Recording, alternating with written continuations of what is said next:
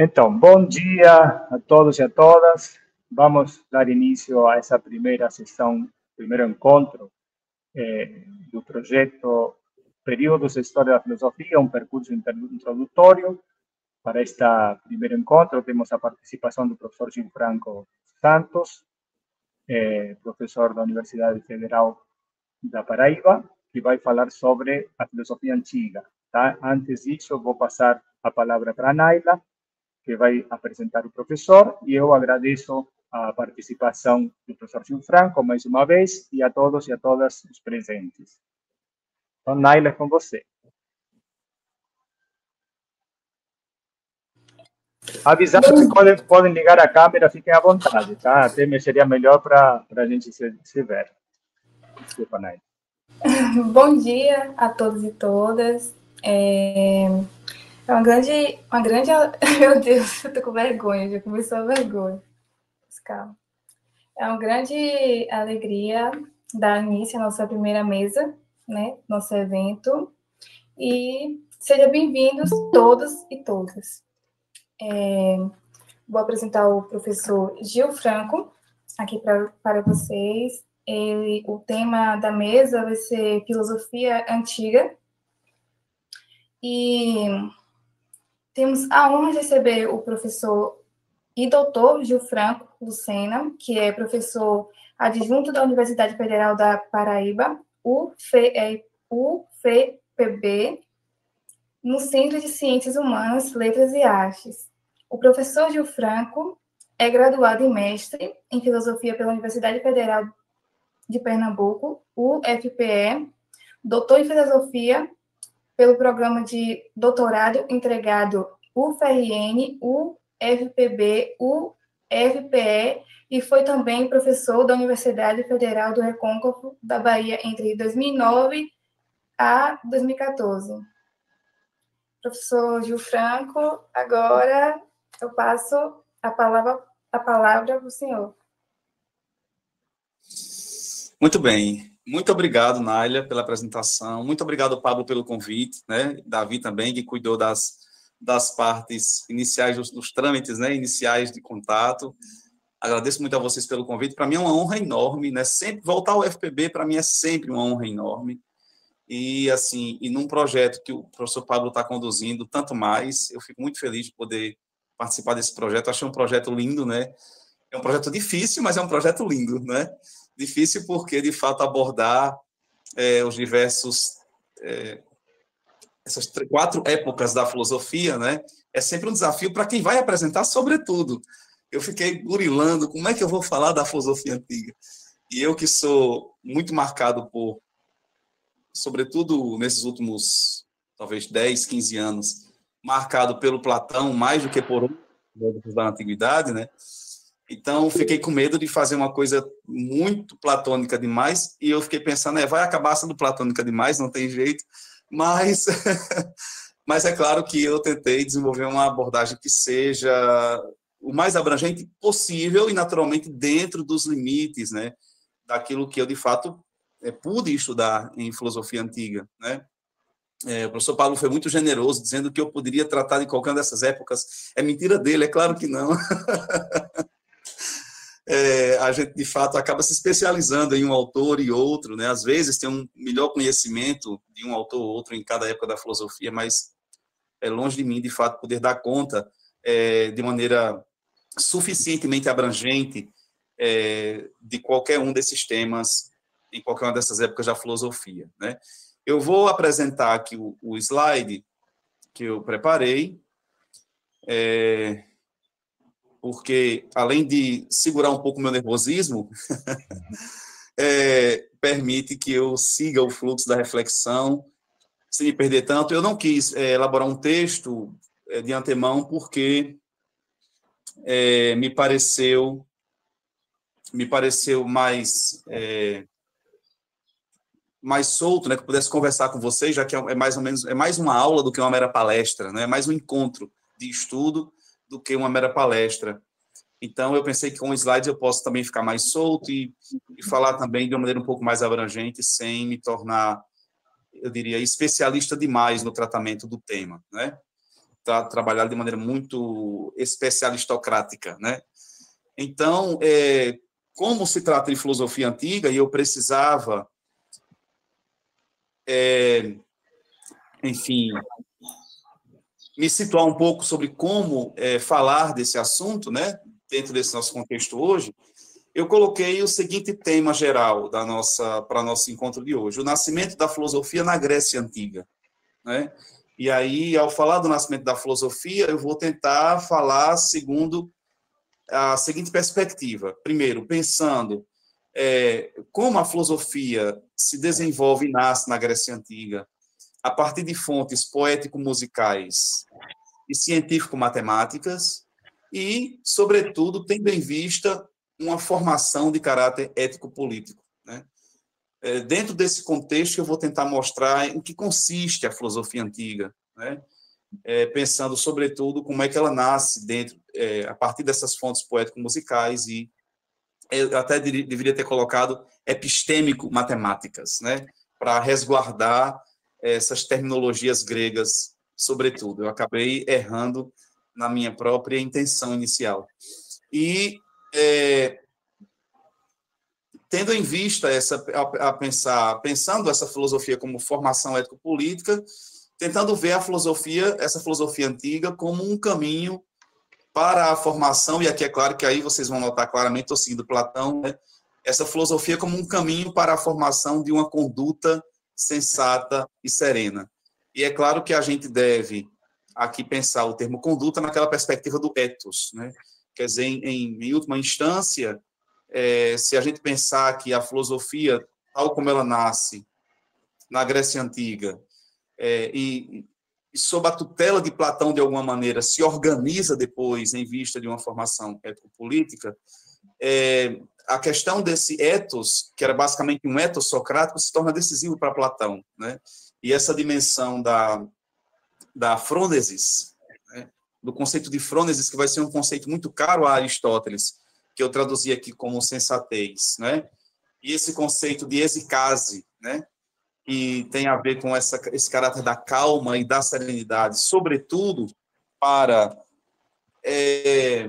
o indivíduo desenvolver as suas ações, né, no campo político, na vida da polis, na vida da cidade, se torna um aspecto decisivo na tradição filosófica antiga, né?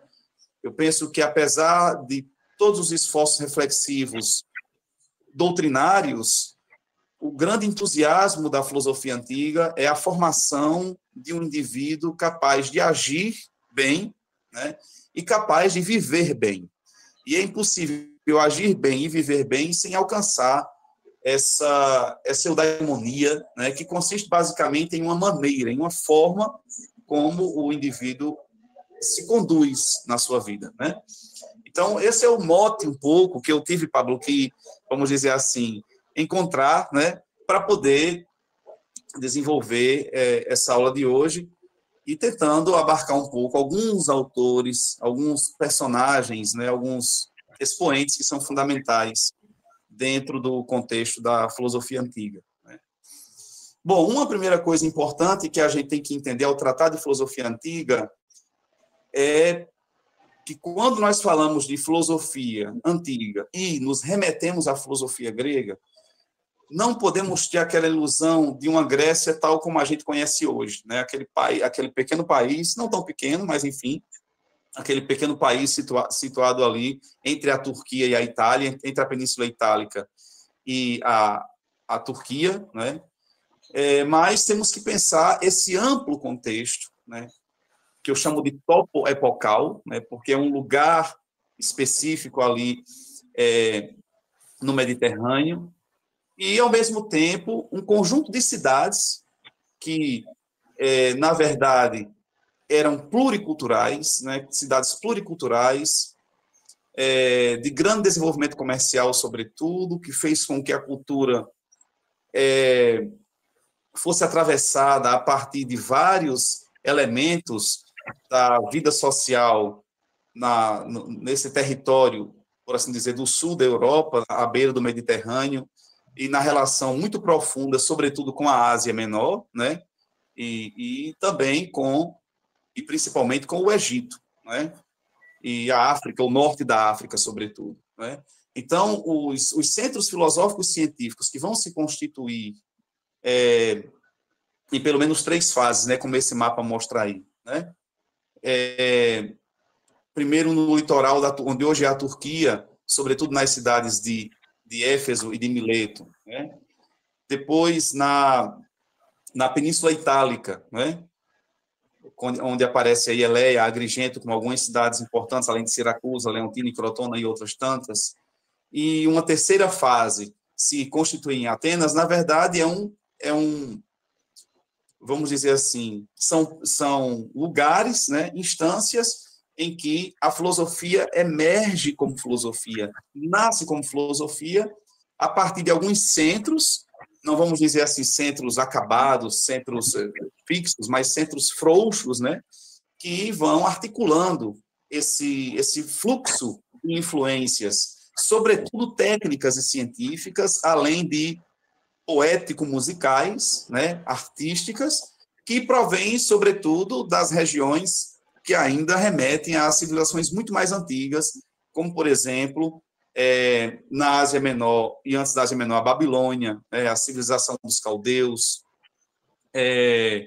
a própria civilização persa, a Fenícia e, sobretudo, o Egito, que se tornou, para os próprios gregos antigos, né, os pensadores gregos antigos, a fonte fundamental onde eles bebem dessa ciência e dessa técnica acumulada por milênios no pensamento egípcio, desenvolvido ali no norte da África, sobretudo, e é a partir dessa recepção, dessas influências, que esses centros filosóficos científicos, né, vão se desenvolver na Grécia e vão forjar isso que a gente chama de filosofia antiga, né?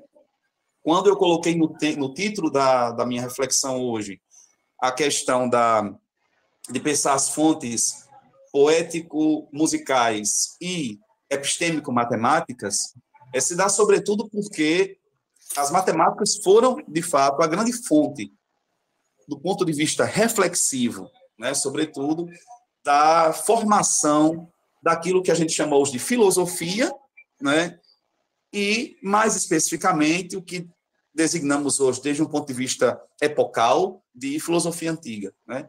E é bom lembrar nesse ponto, como o próprio Aristóteles, no livro 1 da Metafísica, ressalta, né, como as artes matemáticas nasceram no Egito, pois ali desfrutava de Ócio, a casta sacerdotal, né?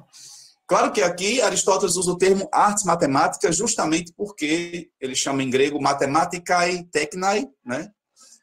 Justamente porque os gregos consideravam matemáticas não somente aquilo que hoje a gente conhece como matemática em sentido estrito, aritmética, geometria. Ainda à época não existia a álgebra em sentido estrito. A álgebra nasce no Ocidente por volta do século IX com os árabes, né? Já no período medieval, mas, além da aritmética e da geometria, os gregos também consideravam matemáticas a astronomia, o que Platão veio depois a chamar de estereometria, que é o estudo dos sólidos geométricos, a mecânica, a harmonia, a óptica, né?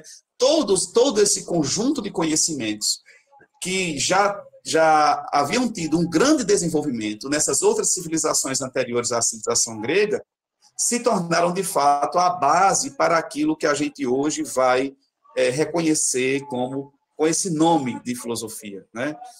Eu costumo dizer aos meus estudantes, né, em sala de aula, quando tenho a oportunidade de tratar do conceito de filosofia ou de tratar do nascimento da filosofia, que geralmente se considera que a filosofia é a mãe de todas as ciências, né? E eu gosto de dizer assim, que na verdade eu acho que ela é mais ou uma boa madrasta ou mãe de criação do que propriamente mãe das ciências, porque de fato quando justamente existiu nas civilizações antigas um grande desenvolvimento do conhecimento epistêmico, do conhecimento matemático, sobretudo ligado às técnicas, né? E as matemáticas entendidas nesse sentido que eu acabei de expor, a partir dos gregos como isso que a gente hoje chama de ciências matemáticas em geral, eu acho que tá havendo alguma coisa aqui logo hoje. Tem um barulho aqui fora, não sei se está incomodando muito, né? Não tem jeito, a gente pensa que vai ter paz. Tá bem de fundo, não chega a atrapalhar, Gil Franco. Está bem ao fundo só. Pronto, que bom, ainda bem, Pablo. Então eu vou seguir, se porventura... Desde que não seja uma manifestação violenta, dá para continuar. Isso é uma propaganda de mercado, você acredita? Propaganda do supermercado, é um absurdo. Propaganda mercadológica do que revolução hoje em dia. Muito bem, então, mongolidade enquanto passa o som aí, está me atrapalhando. Eu peço desculpas porque eu não tenho microfone, né? Há uns microfones que a gente coloca que impedem esse tipo de som, mas aí, infelizmente, eu não tenho. Bom, então, dentro desse contexto, né, desse contexto amplo, vocês veem multilocalizado, né? Multilocalizado. Eu gosto de chamar a atenção desse ponto porque, quando a gente fala de filosofia antiga, pensa na Grécia, a gente pensa de maneira muito amiudada, eu diria, o lugar onde a filosofia nasce. E é interessante, inclusive eu li uma vez um texto do professor Henrique Dussel, chamado Filosofia da Libertação. O texto como um todo, eu não cheguei a assim, apreciar, mas eu achei muito interessante como naquele texto o professor Henrique Dussel ele falava de uma geopolítica da filosofia, dizendo como a filosofia nasce, na verdade, na periferia, né? E não propriamente nos centros, né? No sentido de centros imperiais, no sentido estrito, na corte, né? Mas na periferia das cortes, né? E quando eu olho para esse mapa, vendo as cidades onde apareceram em pelo menos 3 épocas importantes, né? Se a gente fala de filosofia antiga grega, a gente fala de pelo menos 3 épocas importantes, tais como estão descritas nesse mapa. Uma época que a gente chama de pré-socrática, em função do próprio Platão, né? De alguma maneira, Aristóteles chamava-os de fisiólogoi, né? Os fisiólogos, ou seja, aqueles que pela primeira vez começaram a pensar em termos universais a partir do conceito de physis, o que seria a physis, o que é o ser, quais são a physis como princípio de tudo o que existe, né?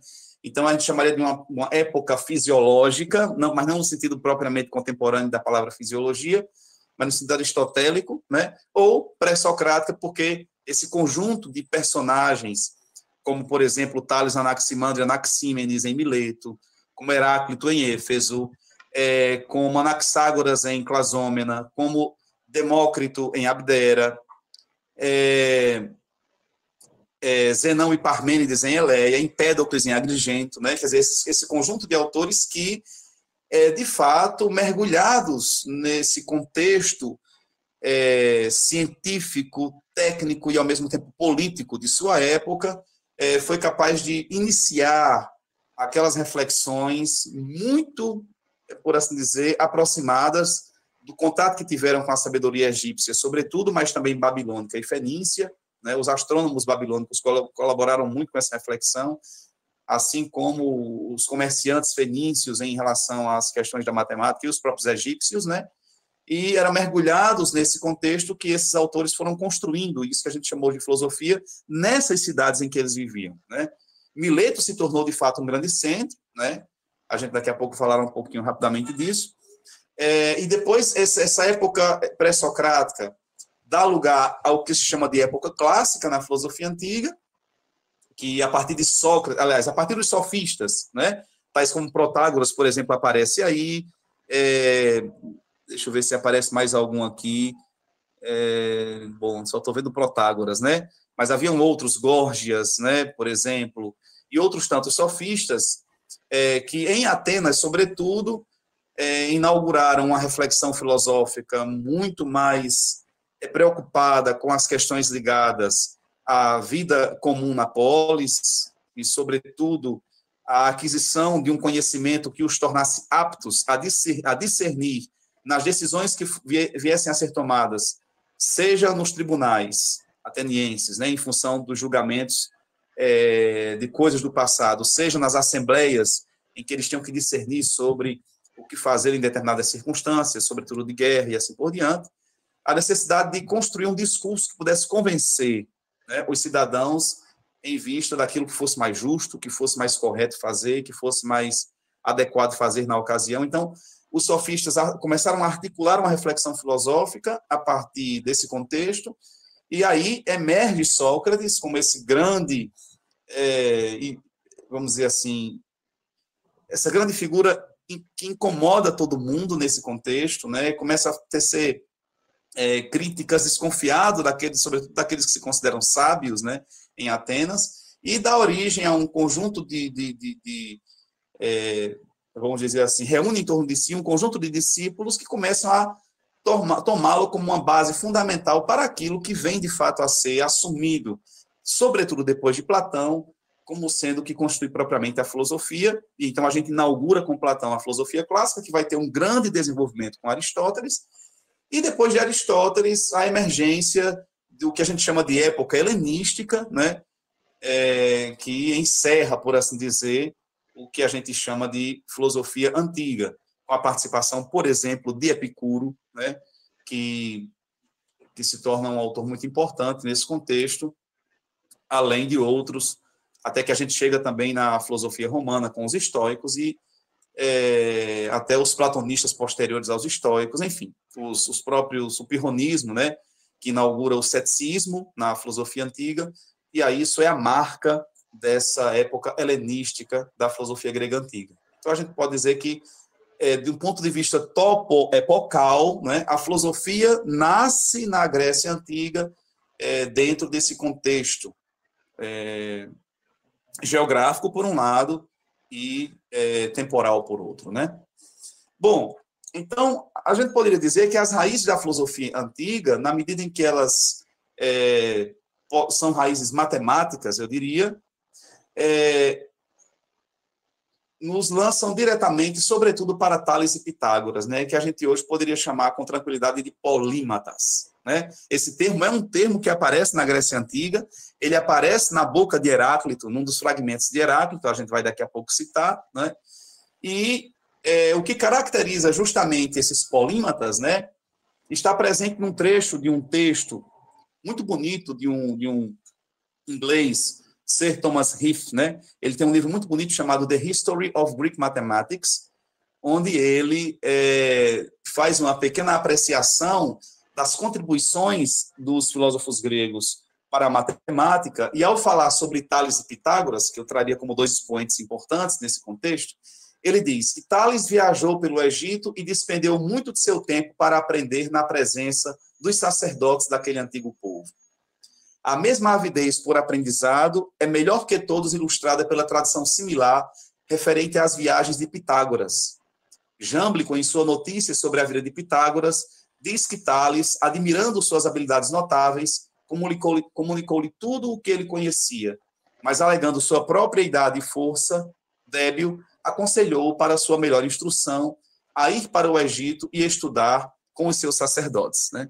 Então, essa indicação de Jâmblico, que é tardia, Jâmblico é já um autor do século 3 ou 4 depois de Cristo, né? E um platonista, né, que ao lado de Próclo tentaram reconstituir a vida desses filósofos anteriores a Platão e que fundaram a filosofia na antiga Grécia, e é através desses autores que a gente tem aquela mesma notícia que já Aristóteles deu na metafísica, né? Quer dizer, uma vez que os sacerdotes, tendo tempo, criaram as artes matemáticas, lá no Egito, Tales e Pitágoras teriam sido aqueles que procuraram aprender essa forma de pensar, e é a partir dessa forma de pensar que a gente vê nascer justamente a filosofia como uma de suas raízes fundamentais. É interessante também que se atribui a Pitágoras o conceito de filosofia, né? Disse que teria sido com Pitágoras que nasce o conceito de filosofia. Até ele, todos aqueles que sabiam desenvolver técnicas de todo tipo, ciências de todo tipo, que eram poetas, que eram engenheiros, né, músicos, músicos, eram todos chamados de sábios, né, matemáticos. e disse que teria sido, isso aparece num texto de um dos primeiros, vamos dizer assim, biógrafos, né, da filosofia antiga, que é o Diógenes Laércio, um epicurista do século III depois de Cristo. Ele escreveu um livro chamado Vida e Obra dos Filósofos Ilustres, e lá quando ele fala sobre Pitágoras, ele diz que um dos eu agora esqueço o nome eu li isso ainda ontem, mas esqueci agora o nome do rei, né, um dos monarcas teria perguntado a Pitágoras o que é que ele faz, o que é que ele é, afinal de contas, e ele disse que é um filósofo, né, não é propriamente um sábio, mas um amigo da sabedoria, né? Mas, para além, então, dessa raiz propriamente matemática da filosofia, a gente tem uma outra raiz fundamental da filosofia, que é a raiz mitopoética. Aristóteles, também, na Metafísica 1, diz o seguinte: os homens começam e sempre começaram a filosofar movidos pela admiração. O Talmazen, né? No princípio, admirados perante os fenômenos surpreendentes mais comuns, veja quais os fenômenos que ele vai falando. Logo avançando pouco a pouco e colocando-se problemas maiores, como as mudanças das fases da Lua, os problemas relativos ao Sol e às estrelas e à geração do universo. Porém, o que se coloca um problema ou se admira reconhece sua ignorância. Então, a admiração, ela provém, portanto, de um não saber, que quer saber, que procura saber, inquietado pelos fenômenos, que vislumbra uma certa ordem desses fenômenos, uma certa maneira como se apresentam esses fenômenos. Então, é admirado com isso que ele procura dar resposta, né, às suas perguntas. E uma das formas como essas respostas às perguntas aparecem é sob a forma do mito. Por isso, diz Aristóteles, os filómitos, né, os amantes dos mitos, são também filósofos, amantes da sabedoria, pois o mito se compõe de elementos admiráveis. E no contexto antigo, toda essa dimensão mitológica, assim como a gente pode ver também nas sociedades indígenas, por exemplo, contemporâneas, né, mais arcaicas, como a gente poderia dizer, arcaicos quer dizer assim, que mantém aquela maneira do princípio do filosofar, que foi através do mito e da poesia. De fato, também assim, eles hoje ainda desenvolvem uma sabedoria nesse sentido, né? E o próprio Platão faz questão de ressaltar no Teteto um texto em que justamente Platão procura pensar em que consiste o conhecimento, sobretudo o conhecimento enquanto episteme, o conhecimento epistêmico. O próprio Platão diz lá que a admiração é a verdadeira característica do filósofo e não tem outra origem à filosofia. Ao que parece, não foi mal genealogista quem disse que Íris, né, era filha de Talmante. Quer dizer, Íris, aquilo que é a deusa do olhar, é a filha da admiração, né? Então, é admirado que a gente procura olhar, que a gente procura ver, né? Pois bem, então, essa dimensão marca um aspecto importante, que é o fato de que, antes de a gente ter filósofo, a gente tem, de um lado, matemáticos, e a gente tem, de um lado, o que nós poderíamos chamar, em função de um conceito que aparece no próprio Platão, do Fedro, de filómuson, né? O filómuson é aquele amante da música. Claro que música aqui tem um sentido mais amplo. Num texto do Fedro, Platão diz assim: não é bonito para um amigo das musas declarar que nunca ouviu falar de semelhante coisa. Contam que antigamente as cigarras eram gente, antes de haverem nascido as musas. Mas com o aparecimento das musas, tendo surgido o canto, de tal modo alguns homens ficaram embevecidos ante o novo deleite, que não faziam outra coisa senão cantar, e esquecidos de comer e de beber, morreram sem dar por isso. Dessa gente é que provém a raça das cigarras. Elas receberam das musas o privilégio de não se alimentarem e de cantarem sem comer nem beber, desde o nascimento até a morte, para depois irem contar às musas quem as cultua na terra e como cada uma é particularmente venerada. A Terpsícore dizem o nome dos que a honraram nos coros, o que deixa benevolente para com eles. A Érato, isso todas são musas, né? A Érato, os que a cultuam em seus poemas amorosos, e assim com todas, conforme o culto peculiar a cada uma. A mais antiga delas, Calíope, e a que se lhe segue, Urânia, identificam quem passam a vida a filosofar, e aprecia a música que lhe é própria. São essas as musas que se ocupam particularmente com os discursos divinos e humanos e as de voz mais agradável. Por tais razões é que não devemos dormir ao meio-dia, mas entretermos-nos a conversar. Né? É o inimigo da siesta. Eu não gostei nada disso, mas paciência, né? Isso é Sócrates falando da Fedro. Pois bem, então essa dinâmica mitopoética, a gente sabe como na Grécia, como em qualquer outra cultura milenar, foi extremamente fecunda no surgimento da filosofia. Então, todos já ouviram falar de Homero, todos já ouviram falar de Hesíodo, né? Para além dessa poética épica, caracterizada, sobretudo, na Ilíada e na Odisseia de Homero, por um lado, e nas Teogonias e Trabalhos e os Dias de Hesíodo, por outro, ligado a essa tradição, emerge também na Grécia uma tradição ínica, que se diz já com Homero, né? A partir do século VII, aliás, um pouco antes, talvez, século VIII, século VII, século VI a.C., desenvolveram também o que a gente chama de uma poética lírica, né? E até mesmo uma poética também elegíaca, né? Esses poetas que apareceram também na Grécia em tudo quanto é canto, naquele mesmo contexto daquele mapa que a gente viu há pouco tempo, e que são quase que a antessala dos pré-socráticos, foram, na verdade, os grandes responsáveis por instaurar uma forma de conhecer, de pensar a partir do canto, a partir da música, né? A partir da poesia. Então, aqui eu quis chamar a atenção e destacar a figura de uma personagem feminina, né? A gente nem sempre costuma falar das personagens femininas, seja na poesia, seja na filosofia, na tradição clássica, sobretudo, quando a gente fala de filosofia antiga, mas eu quis hoje chamar a atenção de Safo, poderia falar de Píndaro, poderia falar de Terpandro, poderia falar de Alceu, poderia falar de Arquíloco, de tantos outros poetas líricos do século VII a.C., mas eu imaginei que Safo deve ser aqui, de fato, a musa fundamental, não só porque eu estou dizendo porque eu queira, ou porque eu seja feminista, apesar de eu achar que sou, mas porque o próprio Platão também dizia isso, né?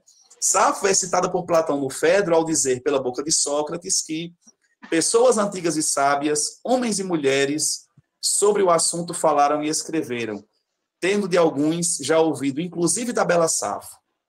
Ela é também considerada por ele em um epigrama que é atribuído a ele como sendo a 10ª musa, né? No epigrama ele diz que geralmente costumam dizer que 9 são as musas, mas eles dizem pouco com isso, porque na verdade Safo tem que ser considerada, Safo de Lesbos tem que ser considerada a 10ª musa, né? Então, na introdução a uma ode a ela atribuída, a poetisa Safo de Lesbos canta: alguns dizem que o que há de mais belo na terra é um esquadrão de cavalaria. Outros um exército de guerreiros apeados. Outros ainda uma esquadra de navios. Mas o mais belo é o ser amado, por quem o coração suspira.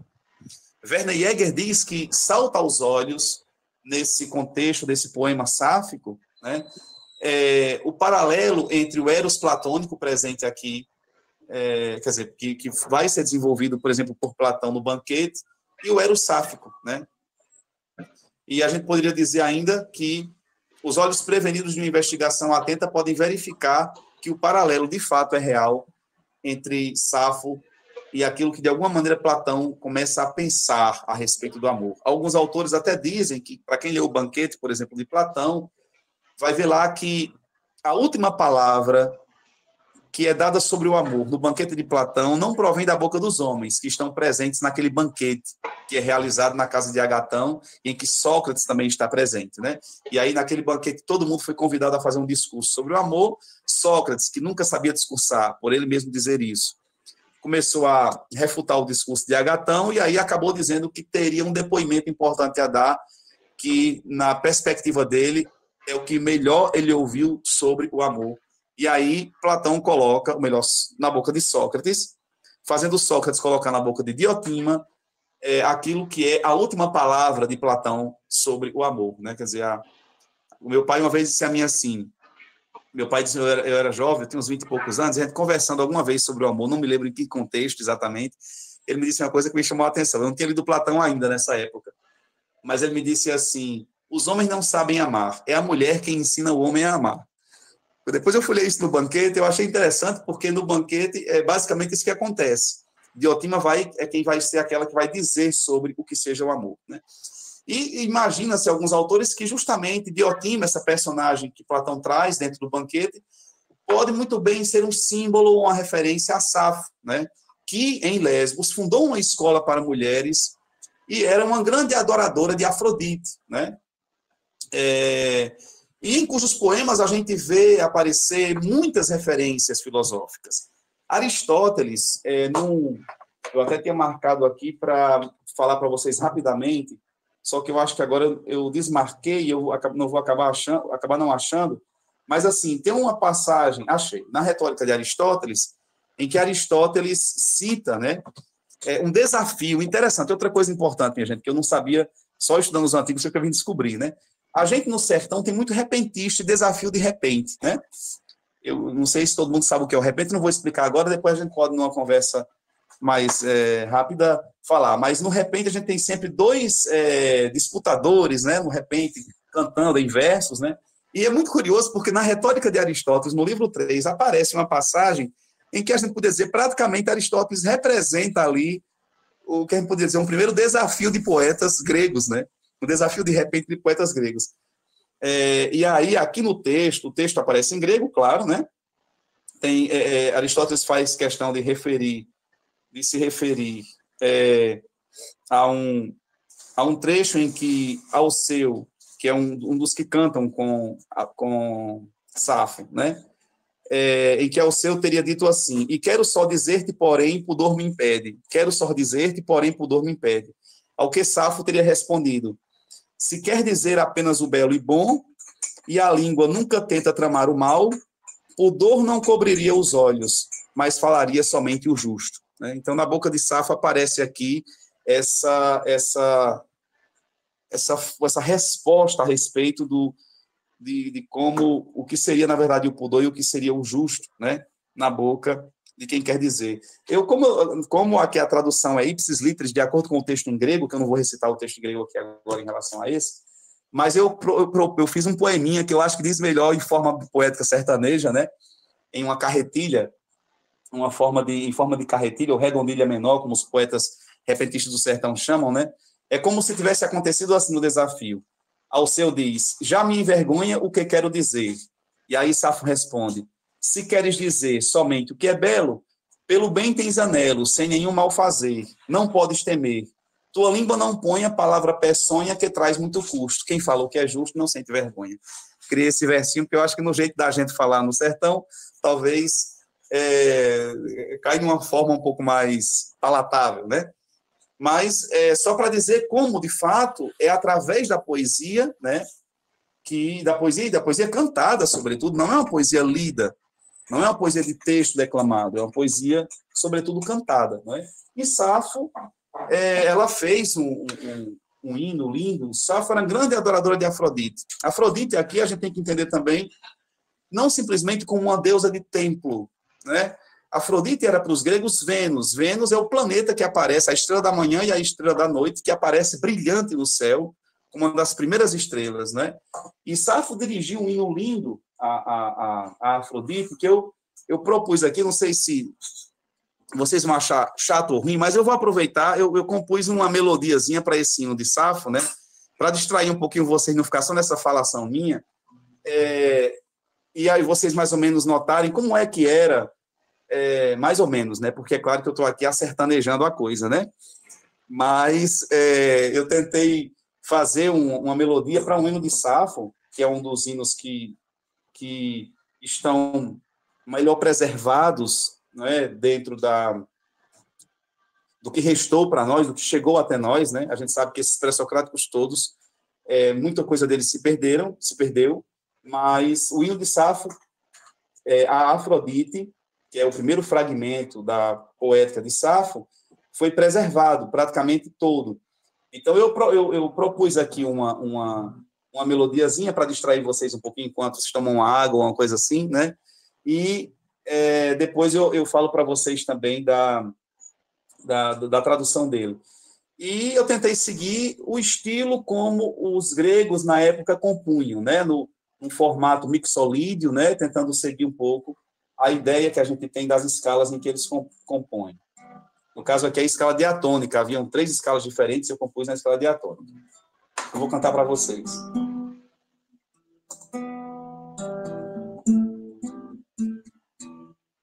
Picilotronata Afrodita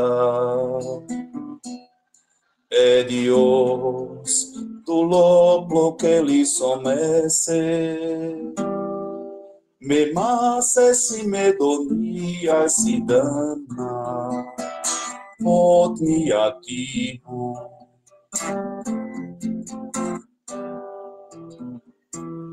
alati del te potaka terota tas remas audace e sapili Eclies patros de domon lipisa, Crision iltes.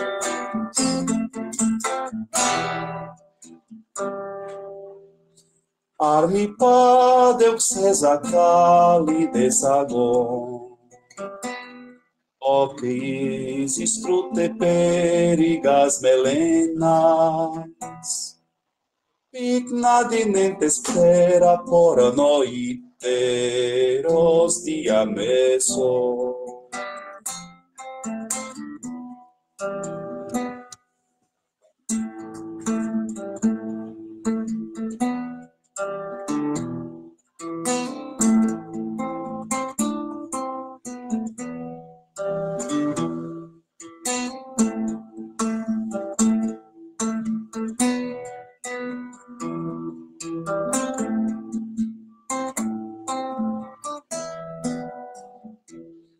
Epsadexi contosido maquera, mediese satanati prosopo, ireoti deite pe pontacoti, deite calimi.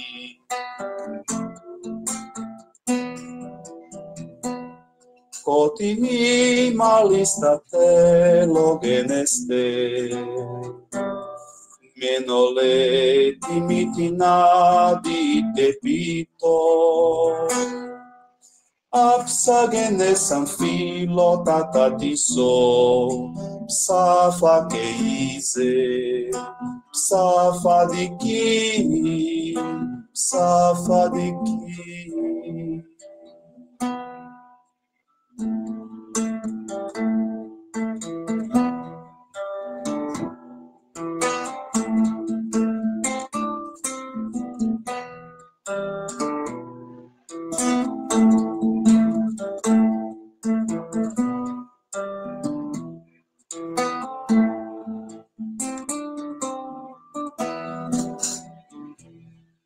Pronto, um pedacinho só. Tem um pedacinho de nada ainda, mas esse hino acho muito bonito esse hino, porque ele... Espero que tenham gostado, né? Depois a gente fala mais sobre essas coisas de música na Grécia, mas esse hino, ele é muito bonito do ponto de vista mesmo do texto, né? Ele quer dizer mais ou menos assim, aqui tem uma tradução que a gente sempre pode discutir aspectos da tradução. Lá vem de novo a revolta, a revolta dos mercados. Mas vamos lá. Bom, o texto de Safo aqui, vou dizer rapidamente esse texto que eu cantei, diz assim: multifloriamente, Afrodite eterna, Zeus te fez, ó roca de Ardiz e Peço, deusa, não permita que dor e dolo... Impossível. Impressionante.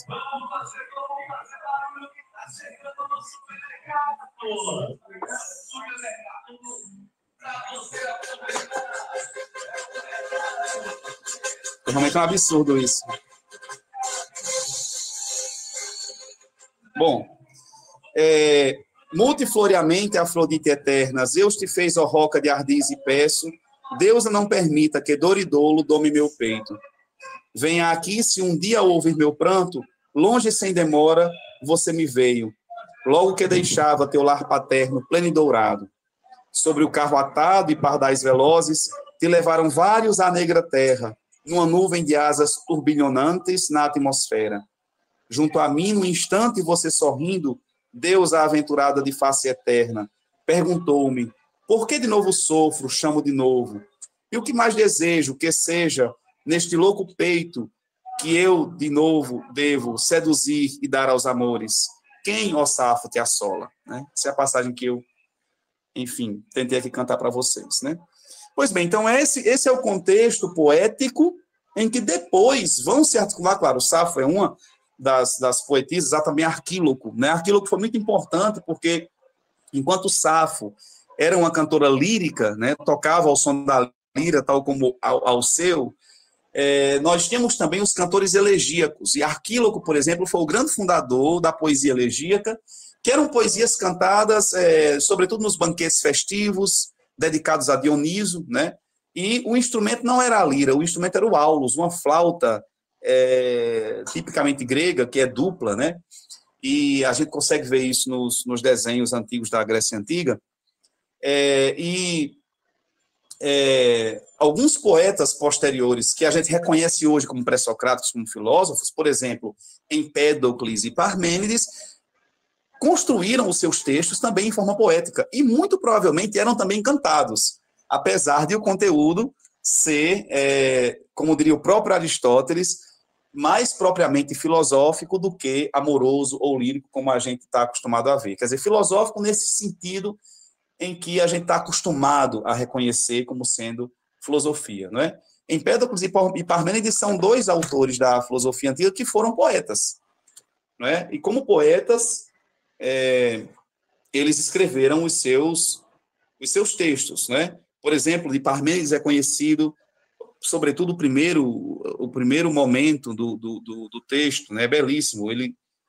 Ele começa assim: as éguas que me levam onde o coração pedisse, conduziam-me, pois, à via multifalante e me impeliram, da deusa, que por todas as cidades leva o homem que sabe.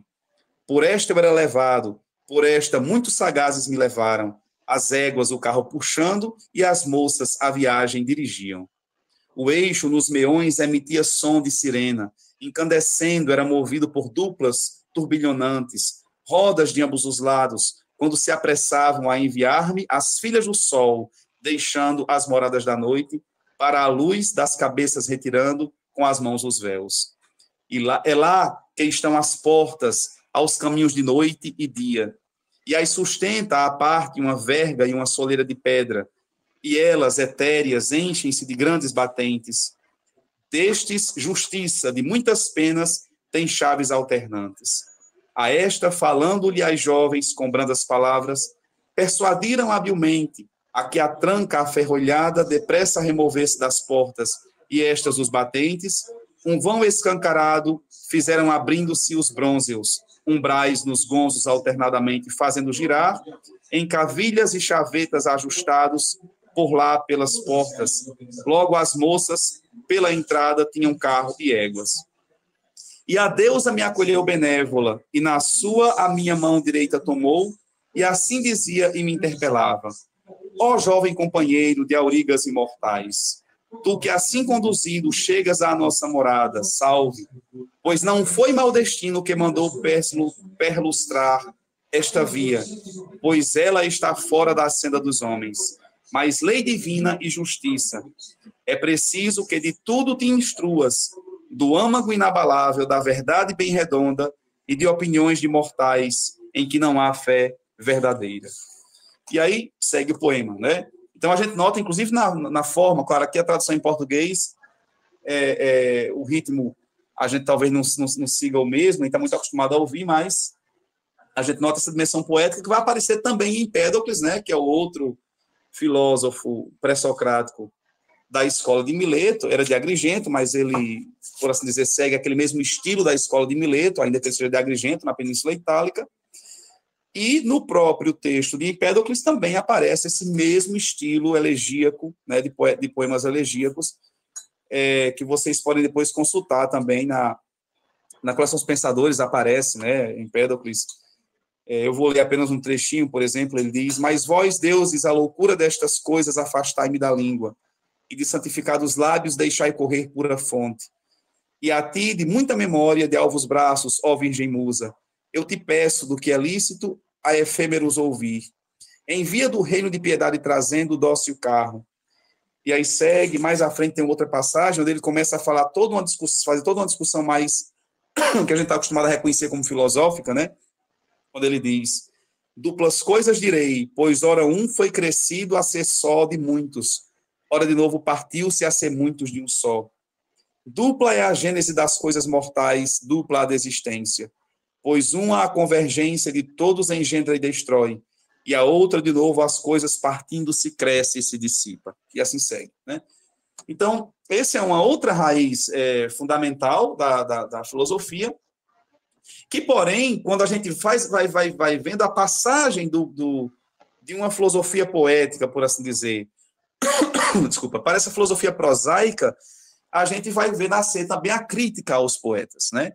A crítica aos poetas começa com poetas, começa com Xenófanes, que é um outro poeta elegíaco, Xenófanes de Mitilene, naquela região ali da Turquia também, e Xenófanes começa a questionar o fato de que os deuses, porém, a eles são atribuídos um conjunto de atitudes humanas que não diriam respeito a deuses, e então ele começa a fazer a crítica da poesia, né? Aos deuses Homero e Hesíodo atribuíram tudo que entre os homens é censurável e injurioso: roubar, cometer adultério e enganar uns aos outros. É um trecho de um dos poemas do fragmento 12 de Xenófanes. E o outro, sem vergonha, né, que não é bem poeta, é um prosaico já, quer dizer, o Heráclito é talvez, dentre esse monte de poetas que desenvolve sua filosofia através da forma poética, aquele que começa a desenvolver uma reflexão dialética, talvez muito mais ligada aos saberes médicos, né, e muito menos poético, porém mantém um caráter aforismático e dual na sua filosofia. É nele que a gente nota o começo de uma crítica também muito séria, não somente à poesia, e isso é interessante, mas também à polimatia, né, quer dizer, esse aprendizado matemático típico, sobretudo, do Pitágoras e dos membros da escola de Mileto, né?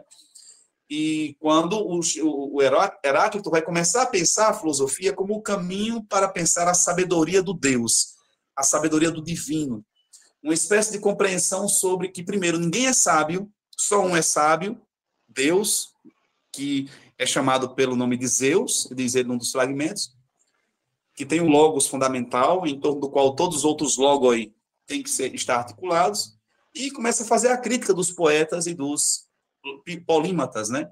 Um fragmento muito típico dessa crítica é quando ele diz assim: muito aprender não me ensina sabedoria, senão teria ensinado Hesíodo e Pitágoras, Xenófanes e Hecateu, né? Então, nessa perspectiva, começa a existir um nascimento da filosofia, também uma crítica à poesia que vai levando a filosofia cada vez mais numa direção prosaica, que, em última instância, Platão, eu diria, ligado a essa tradição heraclitiana, vai propriamente desenvolver como caminho para a sua própria filosofia. Não posso deixar de dizer rapidamente aqui, eu não pude formular o caminho que passou pelo teatro, né? Não tem tempo a gente falar de tudo, mas, assim, é muito importante salientar que o próprio Platão era poeta, o próprio Platão foi, antes de ser filósofo, tragediógrafo e diretor de coro em Atenas. E conta a lenda, né, através, de novo, de Diógenes Laércio, que Platão tinha acabado de compor uma tragédia, e quando ele, de repente, viu os ensinamentos de Sócrates com seus discípulos, ele rasgou o seu poema e jogou ao fogo, né? E, desde então, deixou de fazer tragédia e teria passado a fazer filosofia, né? Só que é muito curioso, porque se a gente analisa Platão com um pouco mais de cuidado, a gente nota que os próprios diálogos platônicos são todos dramáticos. Se não todos, mas, sobretudo, alguns mantêm um caráter de dramaticidade muito grande, né? O grande exemplo de Platão tragediógrafo, nós podemos dizer, a gente pega, por exemplo, o Fédon de Platão, né? Onde a gente teria talvez uma tragédia emblemática de Platão, é o Fédon, né? O último dia de Sócrates, né, quando ele vai beber cicuta, e onde Platão quer mostrar justamente o pathos do herói trágico que ele defende na República. O pathos do herói trágico, que seria o pathos da serenidade e da calma, né? e da sensatez. Né? E outro texto fundamental, onde a gente poderia verificar um Platão um Platão comediógrafo, é o Banquete. Né? O Banquete é, na verdade, uma grande comédia de Platão, onde nós temos ali como se chama, o sátiro ideal, que é Sócrates, né? Inclusive celebrado como sátiro pelo próprio Alcebiades no final do Banquete, né?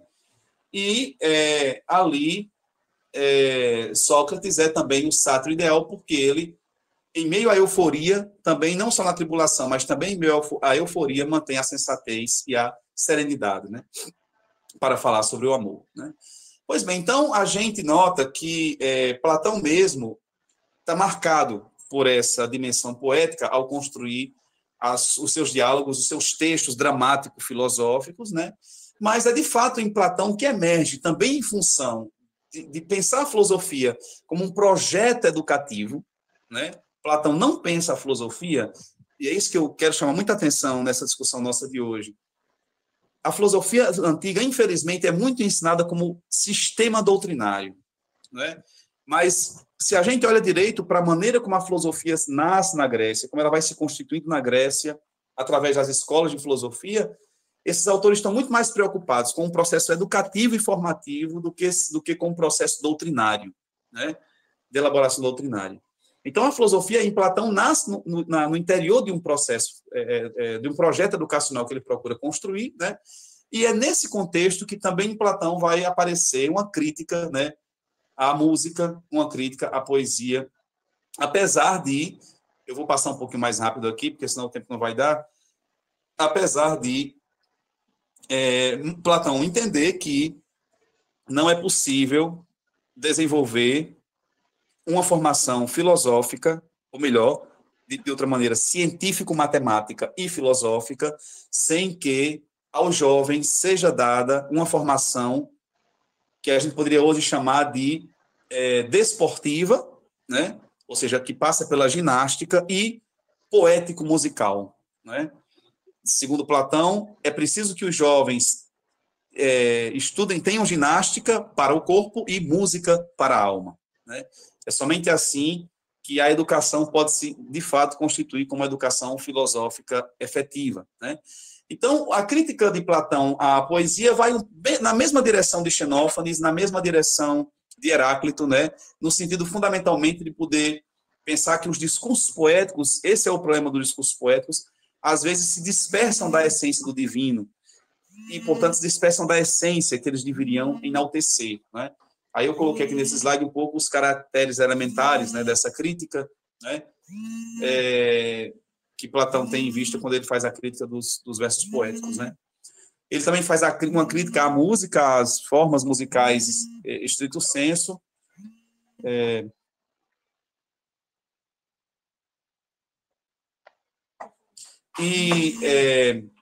Nessa crítica à música, ele também vai dizer que existem instrumentos mais próprios que devem ser importantes para a formação musical.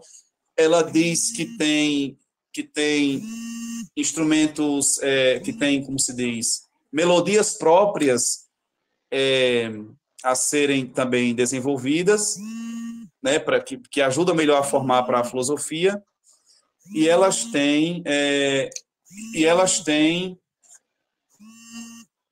pessoal, desculpe, eu estou precisando atender um telefone aqui. Deixa eu ver aqui um segundo. Pode atender, Gianfranco, fica à vontade. Desculpe, Pablo, é porque minha esposa está ligou mais de uma vez, eu preciso Tudo certo, ver o que é. Só um segundo, viu? Peço desculpas.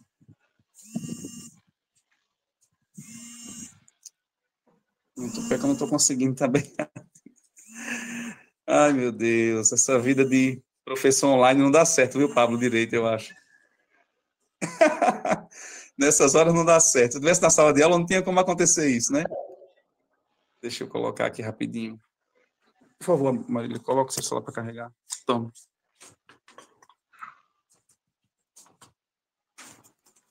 Marília deve estar enorme, né? Enorme, Pablo, enorme. Era uma criancinha. Pois é. Muito bem, então eu vou passar mais rápido aqui. Bom, eu tinha trazido alguns elementos para ressaltar essa dimensão musical, mas é claro, o tempo passa rápido, muito rápido, né? Eu vou me concentrar mais nessa outra dimensão, né? Quer dizer, que para além dessa dimensão da formação musical que aparece como caminho para a filosofia, nós temos também, em Platão, o reforço dessa dimensão de uma formação matemática para a formação filosófica, né? Matemática nesse sentido amplo, que eu falei ainda há pouco, né? Platão, na República, além dele fazer essa crítica à ginástica e à música, levando em conta o que, porém, seria essencial da ginástica e da música para a formação filosófica, ele vai também estabelecer um conjunto de disciplinas do conhecimento que se tornam fundamentais para o desenvolvimento de um certo tipo de pensamento que visa, sobretudo, a passagem da dimensão da sensibilidade, que é muito própria à nossa experiência de mundo, e, portanto, atinge totalmente a arte, para a dimensão da inteligibilidade, que é constitutiva do mundo. Geralmente, as pessoas costumam falar do pensamento platônico como se fosse a primeira metafísica do Ocidente e, portanto, o primeiro filósofo que teria dividido o mundo em dois, estabelecido um mundo além do mundo natural, etc. E isso é, na verdade, um grande desvio do que, penso eu, pelo menos, do que a gente nota se a gente lê o próprio texto platônico. Em Platão, na verdade, o que existe é a concepção de um mundo só, né? O que eu acho muito importante ressaltar na discussão sobre a filosofia antiga é que, para o mundo grego, um conceito, ao menos nesse mundo grego, que vai até Aristóteles, porque é claro que a gente teria que pensar os desdobramentos a partir do momento em que começam a denominar os escritos filosóficos de Aristóteles de metafísica, né, que ele mesmo chamava de filosofia primeira, ou de filosofia das primeiras causas e princípios, mas depois do século III a.C.,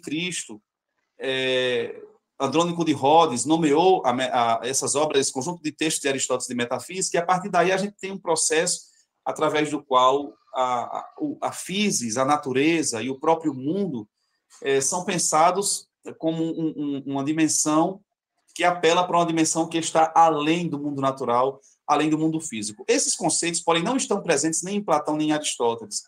E no próprio Platão, o que havia é a concepção heraclitiana de um mundo só, não é? Ou seja, tem um trecho, um fragmento de Heráclito, que eu acho muito bonito, inclusive em grego é muito bonito, onde ele diz assim: Cosmon ton auton hapanton utetisteon ute anthropon epoiesen, al en aei kai estin kai estai pur aeizoon aptomenon metra kai aposbenumenon metra. Em português, mundo, o mesmo em todos, nenhum dos deuses e nenhum dos homens o fez, mas sempre foi, é e será um fogo sempre vivente, ascendendo segundo a medida e segundo a medida apagando. Então, a gente tem uma concepção aqui de um mundo que não é criado, nem por Deus, nem por homens, e de um mundo que, de fato, está submetido à geração e corrupção, a um processo temporal de geração e corrupção, mas que ele é sempre temporalmente assim, sempre assim. Foi, é e será assim, né? Um processo de geração e corrupção contínuo, como um fogo que acende segundo medidas e se apaga segundo medidas. Essa concepção de mundo único, que, porém, está submetido à geração e corrupção, é o que é decisivo na concepção grega de mundo. Tanto para Platão, penso eu, tanto para Aristóteles. Quanto para Aristóteles. E é em meio a essa concepção, porém, que Platão não divide o mundo em dois, dizendo o mundo das ideias e o mundo sensível, o mundo visível, mas Platão pensa o mundo sob duas perspectivas que ele chama de tópicas, né? Ou seja, âmbitos de consideração dessa realidade que nos toca. Um âmbito que é o âmbito do visível e um âmbito que é marcado pela sensibilidade e um âmbito que é o âmbito do inteligível, e que justamente as ciências matemáticas servem para poder levar-nos a essa compreensão propriamente científica ou, dito melhor, epistêmica do mundo que passa pelas matemáticas. E nem quer dizer que essa compreensão epistêmica dos dados, dos fenômenos do mundo, seja propriamente o conhecimento absoluto. né? Muito ao contrário, ele também padece de limites, né? O conhecimento matemático, ele tem um método, um aspecto apenas, que é o desenvolvimento de uma reflexão hipotético-dedutiva, que, segundo Platão, na verdade, esse método hipotético-dedutivo tinha por característica, basicamente, tomar por base algumas sentenças, algumas que ele chamava de hipóteses, para, tomando-as como princípios, poder deduzir delas proposições definitivas, né? Então, a reflexão matemática, na verdade, é apenas uma antessala da filosofia, não é o conhecimento absoluto, e a própria filosofia é que, através do que ele chamava de dialética, pode conduzir a gente a pensar os princípios. Não necessariamente estabelecer uma doutrina definitiva dos princípios, mas nos ajudar a pensar, a partir de problemas concretos, a inteligir esses princípios e a ver se, com esse esforço, a gente se aproxima propriamente do conhecimento que é, em última instância, o objetivo da dialética, como Platão defendia, né?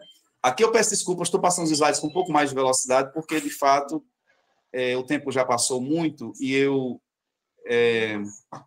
não tenho como me deter no que eu pensava que conseguiria me deter, né? Quer dizer, no esforço de atualização, então, a gente poderia dizer que na filosofia antiga está em jogo, sobretudo com Platão, ou como ela depois se desenvolve em Platão, a formação de uma paideia, de um processo educativo que passa pela ginástica, pela música, pelas matemáticas, enquanto aritmética, geometria, estereometria, astronomia, mecânica, harmonia, óptica, etc., e culmina com uma dialética dos princípios, não é?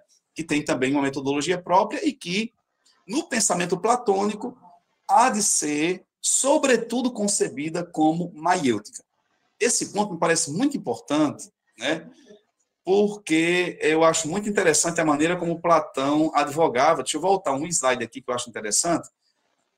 Platão advogava a concepção de educação filosófica. Inclusive, eu coloquei aqui no slide, que eu pulei desse slide,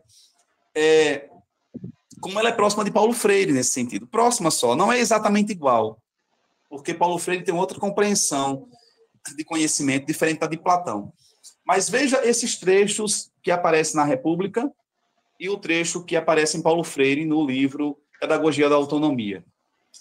Na República diz Platão assim: a educação não é o que muitos indevidamente proclamam quando se dizem capazes de enfiar na alma o conhecimento que nela não existe, como se pudessem dotar de vista a olhos privados da visão.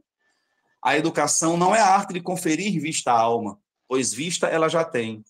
Mas, por estar mal dirigida e olhar para o que não deve, a educação promove aquela mudança de direção da escuridão para a luz, né? Quer dizer, um processo educativo, e aí o mito da caverna se torna para ele um símbolo disso, e que ele vai considerar como sendo propriamente filosofia e dialética, é um método através do qual o indivíduo vai ser conduzido e levado como um pedagogo, né? Quer dizer, a partir de um pedagogo, que é o filósofo, a descobrir no interior de si mesmo as ideias fundamentais que ele é capaz de trazer à luz. Esse é o ponto central, e inclusive é uma defesa fundamental do método filosófico que aparece claramente no Teeteto de Platão, né? Quem lê o Teeteto vai ver ali Sócrates apresentado como paradigma do filósofo maieuta, que não está para ensinar e depositar conteúdos na mente dos estudantes, mas está, sobretudo, para, levando em conta aquelas figuras que são ávidas de aprendizado, né, ávidas do mantanem, né, da matesis, poder levá-los a descobrir no interior de si mesmo aquelas ideias fundamentais a partir de questões que o próprio Sócrates fazia questão de formular. Filosofia consiste, então, nesse diálogo, né, maiêutico entre professor e aluno, que permite um processo de reflexão que traz ideias à luz. Esse é o ponto central, né? E eu imaginei que não é muito diferente do que Paulo Freire pensa, né? Porque quando Paulo Freire diz assim, ensinar não é transferir conhecimento, mas é criar as possibilidades para a sua produção ou a sua construção, né? Então, em meio a essa compreensão, que na filosofia platônica emerge a ideia de que a dialética tem em vista, porém, um conceito central, que é o da ideia do bem, né? Ou seja, é preciso fazer um processo educativo que saia da dimensão sensível e vá até a dimensão inteligível, porque o que está em jogo na concepção platônica de filosofia é a busca de um conhecimento fundamental, que é o da ideia do bem. E essa ideia do bem não se deixa captar da mesma maneira que nós captamos as dimensões sensíveis da vida. Tem uma passagem de um texto que é de Gadamer, isso está em Platão também aqui na República, mas eu vou citar direto de Gadamer, que eu acho bonito esse modo como ele fala aqui, daquilo que vem à tona em Platão. A ideia do bem é, por isso, o ponto mais alto e mais próprio do pensamento platônico. Mas esta ideia do bem não é apreensível, diz Gadamer, lembrando a carta 7ª, rosta alla mathemata, ou seja, como os outros objetos ensináveis típicos das matemáticas. Ela é, porém, ideia, ela é a perspectiva que se deve ter em tudo, né? A ideia do bem emerge na filosofia grega, sobretudo com Platão, mas não só com Platão, justamente como esse horizonte último que todos os filósofos, em última instância, têm que ter em vista, né? Por isso que eu digo, a filosofia passa de fontes poético-musicais e fontes epistêmico-matemáticas para a edificação de um saber ético-político. Porque a preocupação fundamental da filosofia antiga é com a conduta humana, é com a maneira de viver humano, né? E isso se torna fundamental em Platão, se torna fundamental em Aristóteles e vai se tornar fundamental também nas correntes pós-aristotélicas, sobretudo o epicurismo, por exemplo, mas também o estoicismo. Ainda que o estoicismo exacerba profundamente, no meu ponto de vista, o dualismo corpo-alma e também envolve-se muito fortemente no ascetismo, que traz uma certa discussão, eu diria assim, uma certa crise para a filosofia, que eu acho que até o epicurismo não necessariamente a gente via, né? Então, só para dar amostras de como em Aristóteles essa dimensão da filosofia também é fortemente presente, a gente tem o trecho da Metafísica, livro 12, o texto onde justamente Aristóteles pensa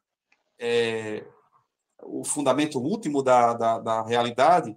Ele diz, né, o bem é em todas as coisas o princípio por excelência. Tem razão os que dizem que o bem é princípio. Porém, é o que ele pretende fazer, não explicam como é princípio enquanto fim, enquanto mobilizante, né, enquanto motor, enquanto movente, melhor dizendo, ou enquanto perspectiva, ou seja, enquanto eidos, enquanto ideia, né? Toda a filosofia aristotélica, ela mesma vai ser desenvolvida no sentido de pensar essa ideia última, né, que deve ser pensada como base para a mobilização da vida, sobretudo em vista da felicidade, né? Então, é nisso que, em última instância, acaba por consistir o empenho da filosofia aristotélica em tentar pensar em que consiste a essência da alma humana, no modo de descobrir a verdade, né, e de como a inteligência deve ser cultivada a ponto de poder alcançar, né, essa ideia, né, que é o objetivo último do conhecimento filosófico que eu diria, na filosofia antiga como um todo, né? Claro que depois de Aristóteles vai ser possível, então, formalizar a filosofia antiga, sobretudo em 3 grandes partes, né? A gente tem, o próprio Aristóteles diz isso, uma filosofia especulativa de um lado, que cuida de pensar o caráter teorético, né? Uma dimensão teorética da experiência, a dimensão, por assim dizer, prática, né? Ativa, então a filosofia da ação, e você vai ter também uma filosofia da produção, uma poiesis, que, claro, não tem em vista apenas a poética no sentido da sensibilidade artística, mas também utilitária, isso está presente em Platão também, mas também tem em vista a dimensão artística, de modo que a filosofia, basicamente, depois de Aristóteles, vai se desenvolver, né, diante dessas 3 esferas, a especulativa, produtiva e ativa, né, e muito ligada a também o que foi sistematizado depois com essa ideia de lógica, física e ética como bases fundamentais da filosofia, mas que eu diria, em última instância, estão enraizadas nessas 3 grandes fontes, né, e tendências, fontes e tendências da filosofia, que são a dimensão matemática da vida, ou seja, o nosso esforço especulativo de aprender o mundo desde uma perspectiva da inteligibilidade, essa dimensão poética da vida, que tem em vista sentir e pensar o mundo e compreender o mundo a partir da sensibilidade humana, e essa dimensão política da vida, que tem em vista pensar como nos conduzir na perspectiva de podermos alcançar o bem que, de alguma maneira, a gente almeja, né? Então, com isso, peço muito desculpas, mil desculpas a Pablo pela demora, pelos percalços, mas realmente acabei preparando coisas demais e acabei dizendo de menos, mas, de toda maneira, espero que tenha sido útil e eu fico aberto para as nossas discussões e eventuais complementações que eu possa fazer, Pablo, tá certo? Muito obrigado pela oportunidade. Hoje, Franco, nós que agradecemos. Olha, eu faz tempo que eu não via coisas sobre filosofia antiga, né? E foi uma aula realmente excelente. Superou o que eu esperava do evento, né? Já essa primeira aula, posso falar assim, me inspirou. O semestre que vem eu tenho que dar um curso de filosofia e educação para o curso de matemática, que eu não tinha muita ideia do que eu ia fazer, né? Aí a sua aula já me inspirou realmente a estar dado, né? O tema. Claro que exige pesquisar, eu não tenho essa habilidade que você tem, mas eu também tocava violão e aí eu lembrei, nossa, como você conseguiu, só me faltaria falar grego ou latim, alguma língua diferente, né? Eu, apenas com português, com sotaque e tal, mas essa didática realmente, até online, né, você conseguiu, te parabenizo, realmente acho que todos aqui estamos com essa mesma sensação, né, de uma aula profunda ao mesmo tempo, do ponto de vista conceitual, e com esses desenvolvimentos didáticos muito inspiradores, pelo menos para mim. Queria lembrar vocês de assinar a lista de frequência, que não assinou, está o link ali no chat. Eu vou passar a palavra para a Naila, que vai fazer a mediação das questões, né? Tem algumas que já foram colocadas no chat. Vocês podem ficar à vontade para parabenizar o colega, para fazer perguntas, né? Vocês perceberam ali a erudição, né, do Gil Franco. Realmente nós perdemos aqui na UFRB um dos melhores professores, mas a vida é assim, né? Você está lá na Paraíba, uma cidade boa, João Pessoa, né? Quando eu puder, eu vou passar lá para visitar, e quando vierem na Margosa, né? Estamos sempre aqui. Então é isso. Eu passo a palavra a Naila para organizar aí mais um pouquinho de debate e a gente continua.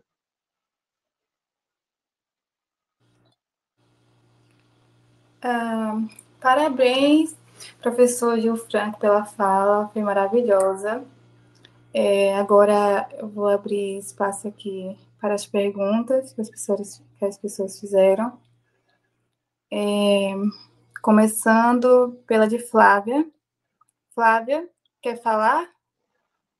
Quero sim. Parabéns, viu, professor? Nossa, surpreendeu em todas as camadas aí, muito bom. Eu uma vez estudei o texto, o diálogo Ion, e me parece ali que Platão, num primeiro momento, ele faz uma apologia à poesia no diálogo Ion, que aquilo era uma inspiração, enfim. E depois Platão muda de ideia e na República ele acha que aquilo é pernicioso para a formação dos jovens, né?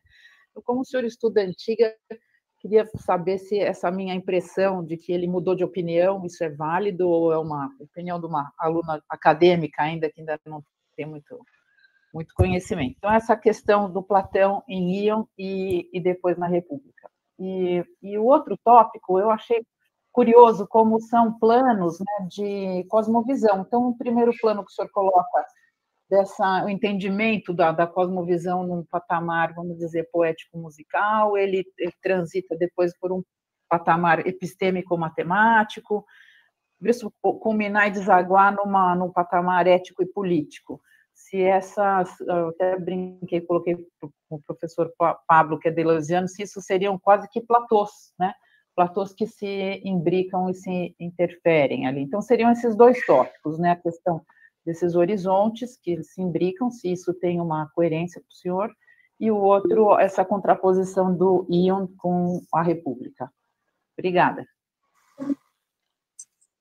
Muito obrigado, Flávia, pela pergunta. Eu não acho que você disse assim, ou é uma coisa de aluna acadêmica, não é coisa de aluna acadêmica, não. A ambiguidade é muito nítida em Platão, né? E a ambiguidade é presente também no Ion, de alguma maneira. Aí eu vou tentar falar um pouco por quê. Assim como essa ambiguidade também é presente na República. A gente acaba ficando uma certa crise sobre, afinal de contas, Platão gosta ou não gosta de poesia? Quer ou não quer a poesia? Ele deixa a gente um pouco nessa crise mesmo, né? Mas eu creio o seguinte, o que está acontecendo ali, na minha análise? Eu cheguei a estudar também um pouco do Ion, porque eu passei um tempo envolvido a refletir sobre o que, de fato, Platão quer dizer com mimesis e que tipo de crítica ele está fazendo à poesia, dentro de que limites, né? Então, uma primeira coisa que eu acho que devo dizer é o seguinte, é que Platão era poeta e gostava de poesia, sim, né? Eu não acho que está errado. Alguém achei legal que alguém disse assim, que o Diógenes Laércio é a revista Caras da época, mas bem melhorada, bem melhorada. Eu que falei. Fui eu. Bom, ainda bem que existia, porque senão um monte de fragmentos iam ter se perdido, não é? Eu até gosto de dizer que era uma espécie de Instagram da época, né? Só que é bem melhorado, bem mais profundo, né? Mas eu não acho que é à toa que aparecem ali, naqueles discursos de Diógenes Laércio sobre esses autores, aqueles aspectos da vida que levam a gente a entender justamente como esses autores da filosofia, por exemplo, agora Platão, está ligado mesmo a sua cultura, né? A cultura platônica é uma cultura poética, mítico-poética, né? Nitidamente, mítico-poética. Ele está imerso nessa cultura, mas é de fato também uma cultura científica, epistêmico-matemática. De fato é também assim, né? Inclusive pelos artistas, porque os próprios artistas eram epistêmico-matemáticos. Você vê a música na Grécia, é uma música, fiquei analisando um pouco nesses últimos anos, como a música entrava na filosofia grega, eles tinham tratados de harmonia. Eles não faziam música simplesmente por meio da sensibilidade, mas já na época de Platão havia tratados de harmonia e haviam estudiosos de música desde Pitágoras, né? Aqueles estudos formais, né? Tentando pensar as razões que determinam as harmonias musicais, assim, as escalas e assim por diante. Diz que os tragediógrafos gregos foram habilíssimos, inclusive num certo desenvolvimento da música grega, né? Ao trabalhar não somente as escalas diatônicas, mas também cromática, enarmônica, inclusive, né? Restaram alguns fragmentos arqueológicos que nos dão pistas para como era essa música e tudo mais, e há muito trabalho nesse sentido feito, né? Então, Platão está nessa cultura, de modo que ele é formado nessa cultura e vê que a formação se dá nessa cultura. Só que ele quer chamar a atenção, penso eu, para como a filosofia tem que substituir a formação poética. Então, ele diz, tem uns limites na formação poética. O primeiro limite dela é que ela é mimética. Não, o primeiro limite dela é inspirada. Isso é o que está no Ion, isso é muito interessante. A gente diz assim, seria algo fantástico, maravilhoso. De fato é maravilhoso, mas há uma certa ironia socrática no Ion. Porque, por um lado, é maravilhoso. Por quê? Porque a inspiração é divina. Mas, por outro lado, ela depara um limite. Por quê? Porque o poeta faz sem saber, canta sem saber. Canta sem saber quer dizer, ele canta, mas o conteúdo que ele canta é inspirado. Ele canta, diz Platão, com o intelecto suspenso, retirando o intelecto, dando ênfase apenas à inspiração. Está no Ion claramente presente. Isso por um lado. E por outro lado, a mimesis é criticada no sentido de que ela, primeiro, não tem em vista no seu labor como fenômeno de base, ou como base, desculpa, não como fenômeno de base, como base, a essência, o eidos, o que é, mas tem em vista, toma como base a aparência. E ela pega essa aparência e o pintor, ao pintar, ao desenhar, né, ele evoca a aparência. Portanto, não o que é, mas a aparência de algo que é como a ideia. E aí ela tem uma certa distância já nesse princípio elaborativo. Mas ela permanece sendo fundamental. Por quê? Porque ela tem em vista a beleza. Então, a gente vai ver também que um grau da ambiguidade de Platão é essa. Por exemplo, ele considera que os poetas são melhores do que os sofistas. Porque os poetas, eles cantam e pintam e evocam, os artistas evocam a aparência, mas em vista do belo. Tem em vista o belo. E o sofista não, ele evoca a aparência tendo em vista enganar, né? Então, ele acaba dizendo, inclusive, no final, na República, ele faz toda uma crítica, ele diz que, assim, por exemplo, tragédia e comédia. Por que ele critica? Porque ele gostaria que os tragediógrafos e os poetas imitassem os heróis trágicos e os sátiros cômicos, eles imitassem as ações mais virtuosas, as condutas mais virtuosas. Mas só que eles têm que intensificar a conduta menos virtuosa. Os exageros, as excitáveis, ele chama de excitáveis e... esqueci agora outro nome que ele dá, né? As condutas excitáveis, para promover o choro, para promover o riso, para promover a galhofa e assim por diante. Então, ele queria que fosse uma tragédia, uma comédia comedida, mas ele reconhece lá que isso é difícil de ser feito. E, por outro lado, isso não teria graça.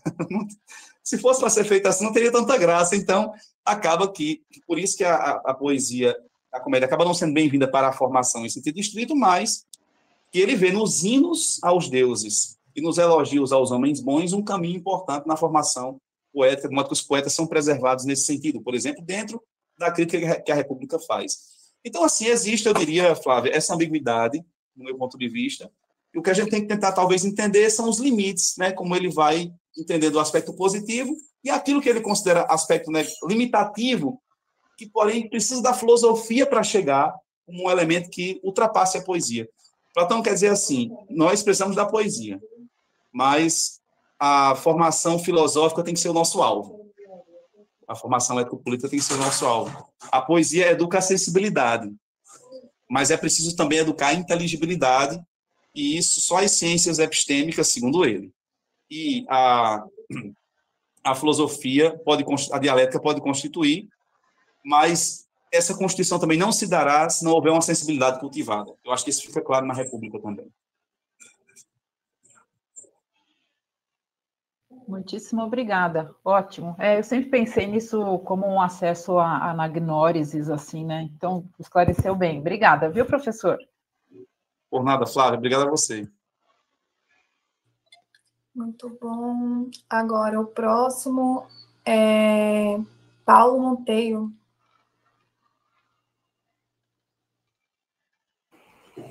Obrigado pela aula, professor. Muito boa aula, bem compactada, aprendi bastante. Que aula, viu? Bem legal.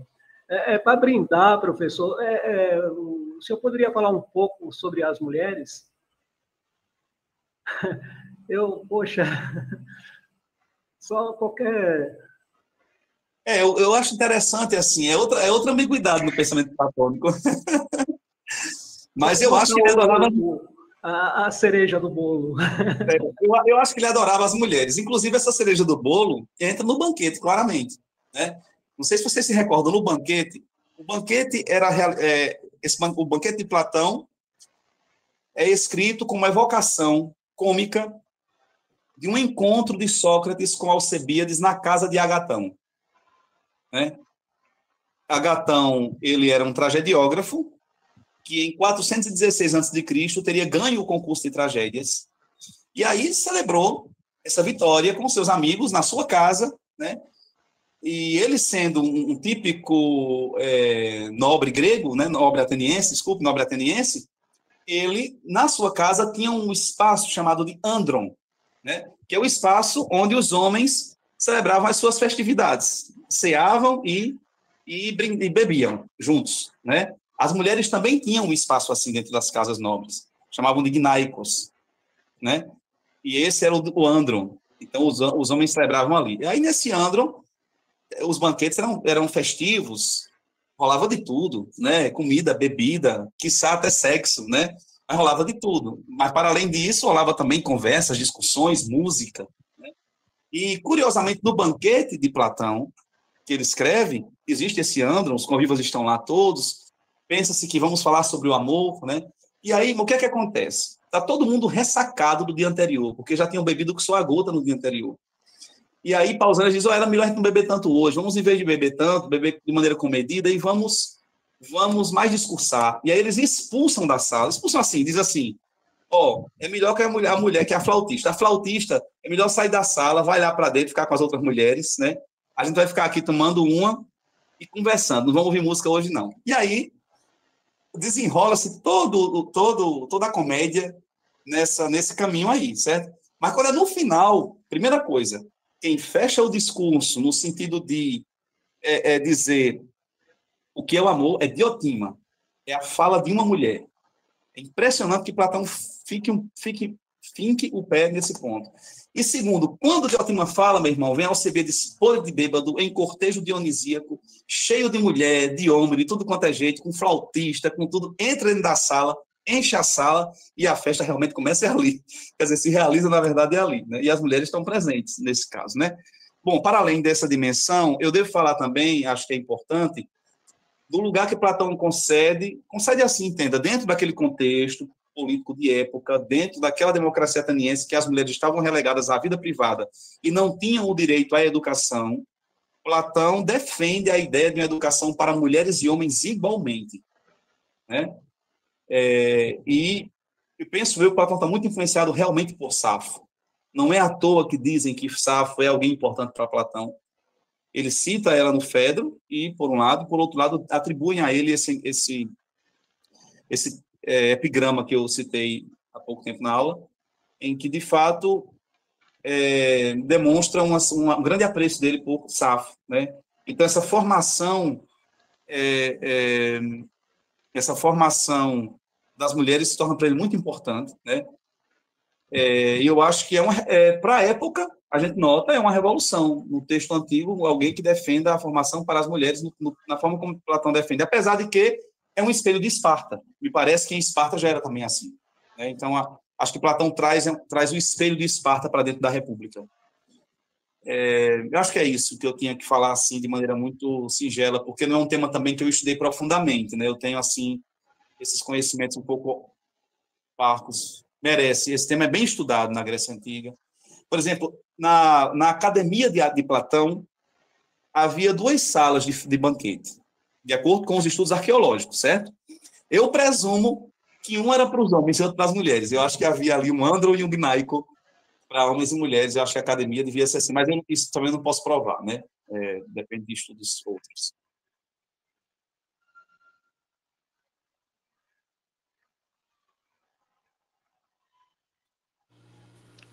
Pronto. Agora o próximo é Vitor.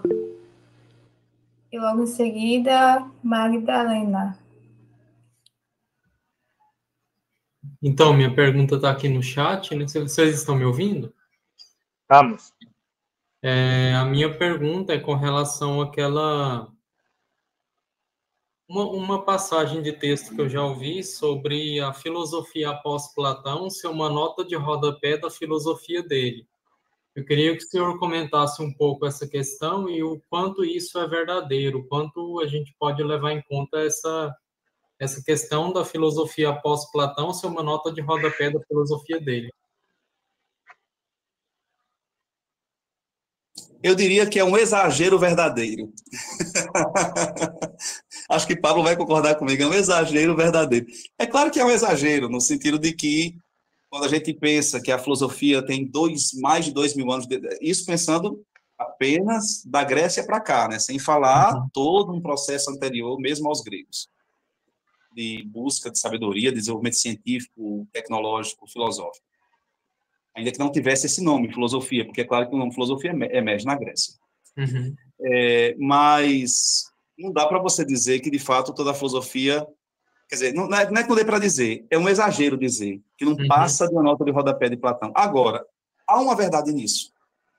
Quer dizer, quando a gente estuda Platão, e qual é essa verdade? É que, curiosamente, a obra platônica, que inclusive, interessante, até onde eu soube, e parece que isso também é verdadeiro, a única obra dos filósofos antigos que se preservou inteira, inclusive com textos que imaginas que nem foi dele, talvez não tenha escrito e tudo, é a obra de Platão.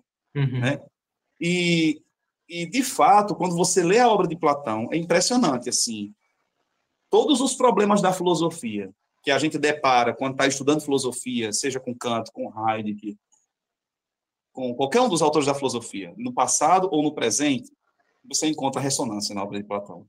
Ressonância, e às vezes, eu diria até maior profundidade, às vezes. Uhum. às vezes, não é sempre, né? Eu, por exemplo, há pouco tempo tive a oportunidade de dar uma aula de teoria do conhecimento e eu tinha que trabalhar o problema de Gettier. Negócio lá, teoria do conhecimento, não vou descer a detalhes. Eu peguei o texto de Gettier, que são 4 páginas, e comparei com o Teteto de Platão, eu digo, o texto de Gettier é nada, é uma nota de rodapé mesmo. Então, é uma bela nota de rodapé mesmo. Uma bela nota, digna, mas é uma nota de rodapé. Então, assim, você tem, de fato, uma verdade nisso, e, assim, eu confesso a vocês que eu passei muito tempo na graduação sem ler Platão, no mestrado não li Platão, detestava Platão. No doutorado, senti necessidade porque fui estudar Aristóteles, e eu realmente descobri Platão, e eu fiquei impressionado, porque a leitura de Platão me deu a oportunidade de compreender muito que eu não compreendia muito bem ainda da filosofia posterior, né? Kant se revelou muito mais quando eu li Platão. Aristóteles se revelou muito mais quando eu li Platão. Heidegger se revelou muito mais quando eu li Platão. E assim por diante, né? Porque as questões estão todas mesmo lá, já apontadas, muitas vezes muito bem desenvolvidas, né? Com conceitos. De modo que eu acho que tem uma verdade mesmo também, né? Nesse dizer de Alfred North Whitehead, né? Que é o filósofo inglês, que escreveu junto com Bertrand Russell o Princípio da Matemática, né? Ele quem disse essa frase. Eu acho que tem uma razão dele também. Tá bom, obrigado. Compreendi um pouco mais.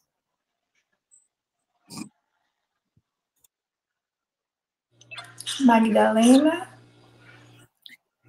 Oi, professor, muito obrigada pela aula, foi realmente excelente.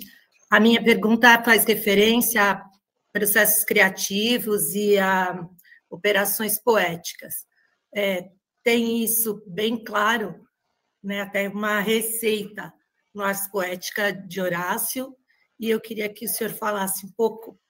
Eu sei que já foi falado, mas eu queria que você reforçasse essa questão do processo criativo e das operações poéticas, não como uma determinação, mas como um modelo, não sei a palavra exata que seria mais adequada para falar neste caso. Obrigada. Por nada, Madalena. Então, a sua pergunta é uma pergunta difícil porque ela exige que a gente possa recuperar, né? Como no detalhe, né, teria se constituído a grande poética grega. Porque o que é mais interessante é que a grande poética grega, ela é uma poética em sentido bem ampliado, talvez como hoje os artistas compreendem muito bem, né? Você hoje fala de poética, um artista visual tem uma poética, um diretor de cinema tem uma poética, né? Então é poética nesse sentido muito amplo. E eu diria assim, que de fato, se a gente olha para a antiguidade em geral, mas vamos pensar na Grécia, todo o processo de construção do conhecimento científico e tecnológico, e mesmo filosófico, foi primeiramente aprimorado, aperfeiçoado, desenvolvido nas artes. Inclusive, tem um filósofo brasileiro, paraibano, que a gente nunca sabe que ele é filósofo. A gente sempre sabe que ele era pintor, Pedro Américo. Pedro Américo, que pintou aquele quadro lá da Independência, todo mundo critica o povo do quadro de Pedro Américo, o bichinho fez dizendo que era no sentido de embelezar, que não era realidade, mas todo mundo fica jogando pedra nele. Mas Pedro Américo, ele escreveu uma tese, de doutorado na Bélgica, onde ele tenta defender isso, defender que antes que os processos de desenvolvimento científico e filosófico se constituam, eles são antecedidos de desenvolvimentos artísticos, poéticos, né? Ele, por exemplo, chama a atenção para Fídias, o escultor Fídias e arquiteto da Atenas Antiga, né? Como ele foi fundamental. Então, assim, isso para começo de conversa, né?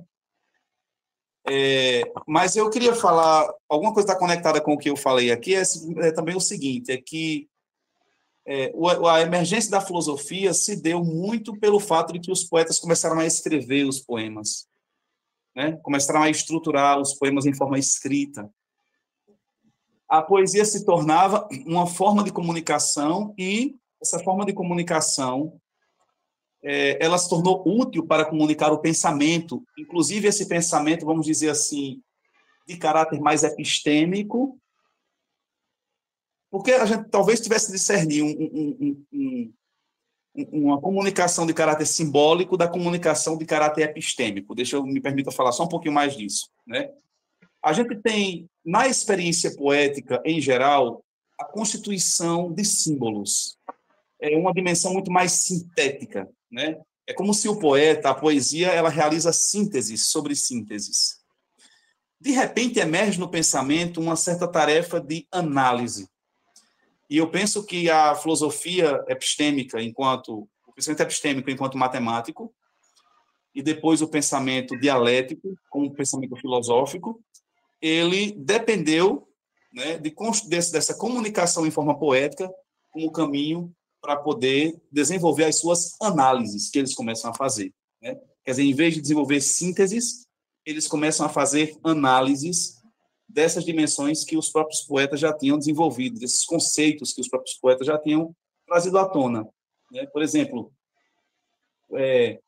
já aparece em Homero o conceito de Deus e do divino. Mas o que é esse divino? Já aparece em Homero, tem uma expressão, um verso homérico, que eu acho lindo, e tem muito a ver com essa coisa da filosofia, que ele diz assim, tuto ego eu roidá, catafrena kai catatimos. Isso eu bem sei, segundo a mente e o coração. O que é essa diferença? A frena, a mente, o pensamento, e o coração, o sentimento.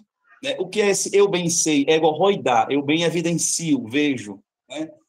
Muitos dos conceitos que aparecem na filosofia sob forma de análise estão muito fortemente presentes e simbolizados dentro da poética antiga grega. Safo desenvolveu um conceito de filófronos.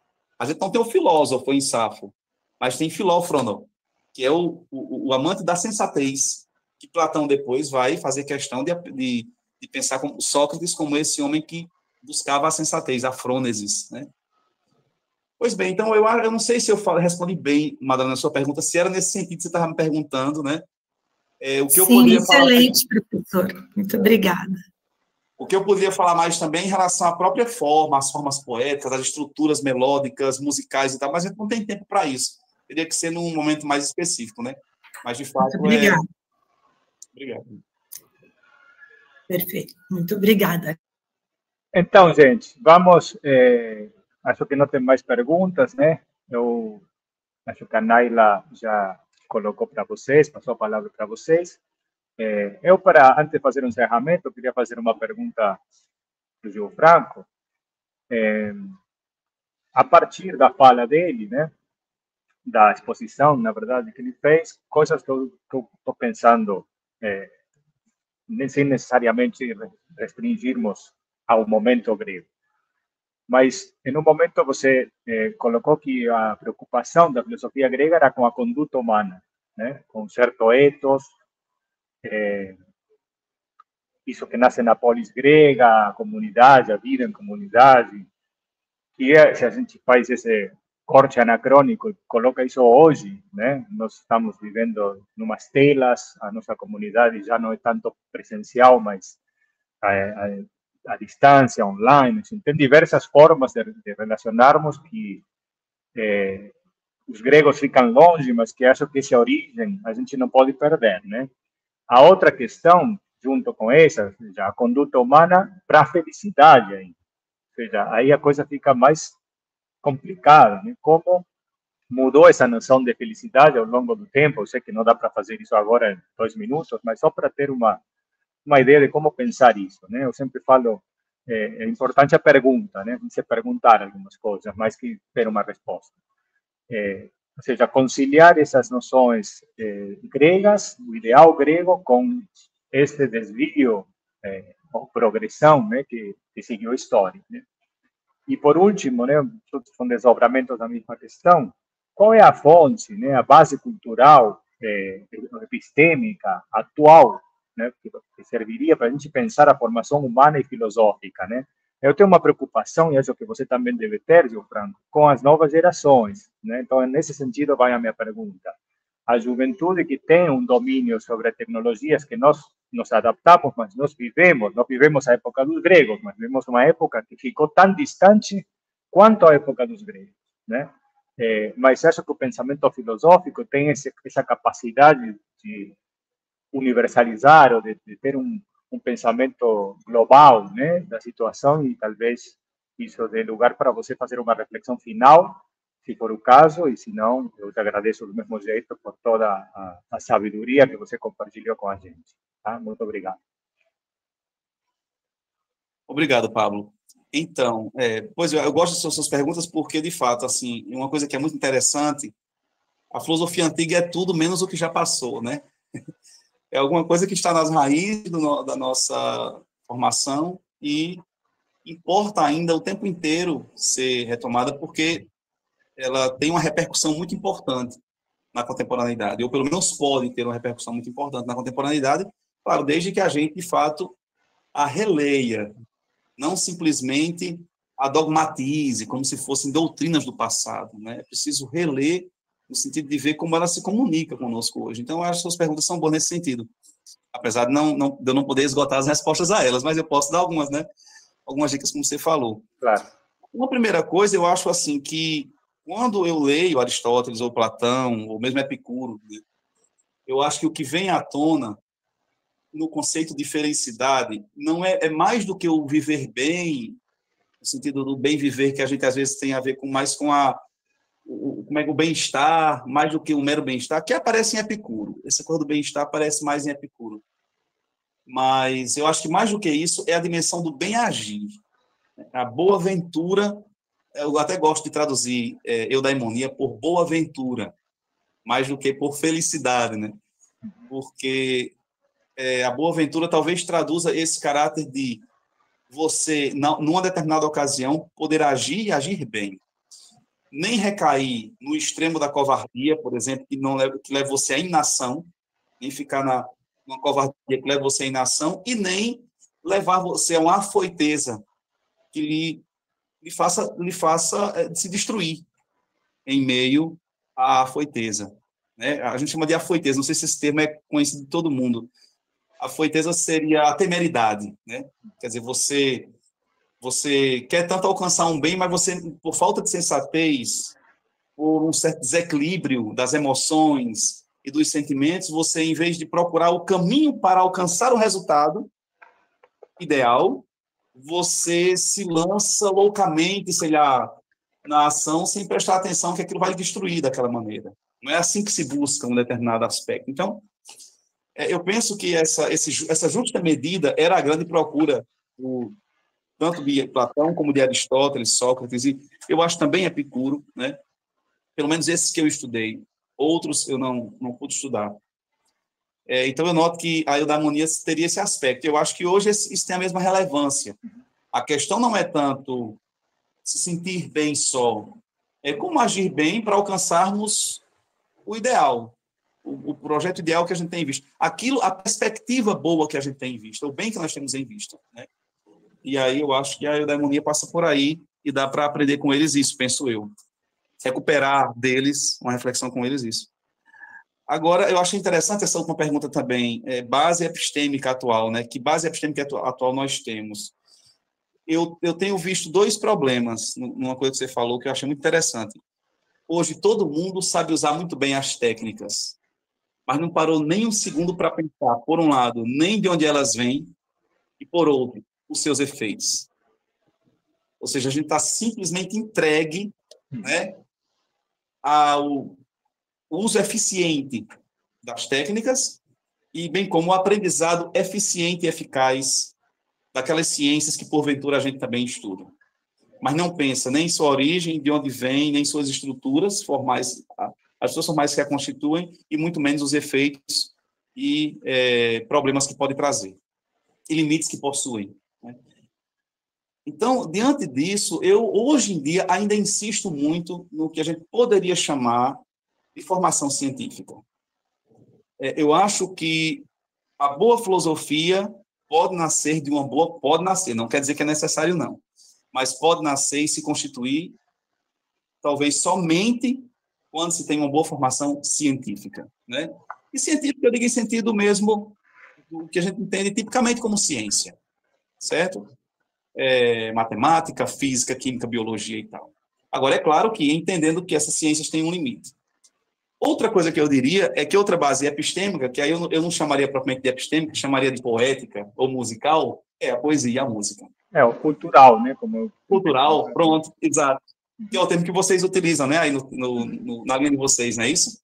Estética e filosofia da cultura, né? Exatamente. Cultural, Por quê? Porque sem a educação da sensibilidade, a educação que eu digo no sentido de cultivo da sensibilidade, não é possível pensar melhor, pensar bem. Tem pessoas que raciocinam muito bem, calculam. Heidegger chamava a atenção disso já na década de 30, 60. Pessoas que calculam muito bem, raciocinam muito bem, mas não sabem pensar, não pensam bem. Porque pensar bem não depende só do raciocínio e do cálculo formal, exato, que planeja eficácias, etc. Mas depende de um sentir, né, cultivado, de um sentimento cultivado.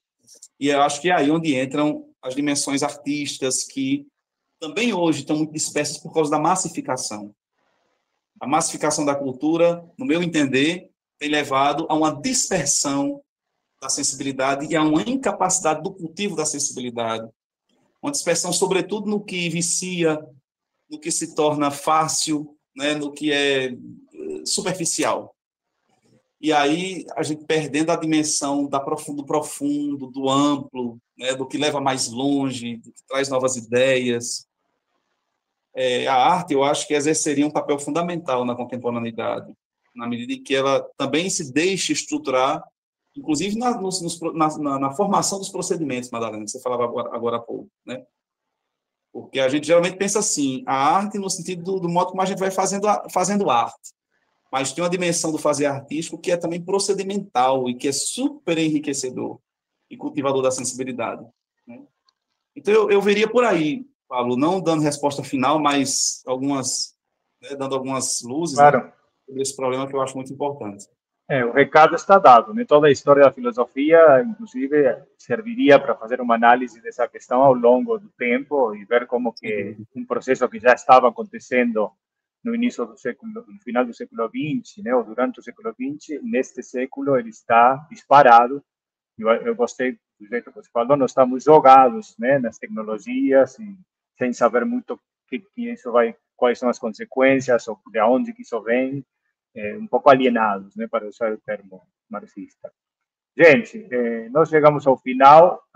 Vocês tiveram a sorte, né, a felicidade de ter essa aula com o professor Gil Franco, com essas reflexões profundas, né, do ponto de vista conceitual da filosofia antiga, da história da filosofia, que é um pouco o objetivo do evento, né, que a gente tenha um panorama dos 4 períodos e não apenas ficar numa discussão contemporânea, nem sequer no sentido da história da filosofia contemporânea, mas apenas da opinião, né, como da doxa, como diziam os gregos, e esquecer que toda essa base não é só histórica, mas é uma base epistemológica e cultural que nos constitui, né?